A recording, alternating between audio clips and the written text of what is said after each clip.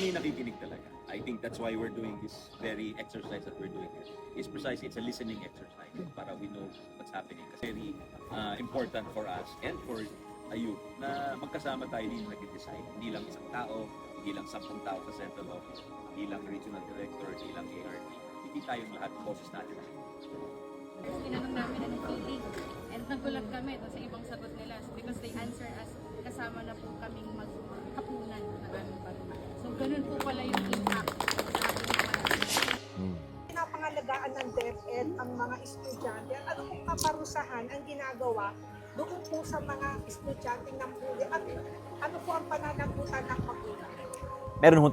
Meron tayong bagong issuance ng DepEd. Meron na ho ng mga penalties. Depending ho sa up to expulsion ho.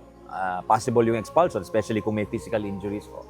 Kasi yung nakalagay sa batas, every school must have an anti-bullying policy. So sabi namin, pag hindi nag-adapt ang school, ito na yung default niya for public schools. Gumawa kami ng default anti-bullying policy. Meaning, if a school chooses not to adapt, ito na yun. Ito na yung mag-a-apply for all schools. Sir, ask ko lang po kung magkakaroon po ng bagong item ang mga teacher. Yung mahal. We have 30,000. This year po. Siyempre, hati-hati tayo lahat. Saan naman yung aral program natin? 58.48% na po ang ating exceeders. 8,525 exceeders na po. So, progressing area. Opo, with the help of our teachers.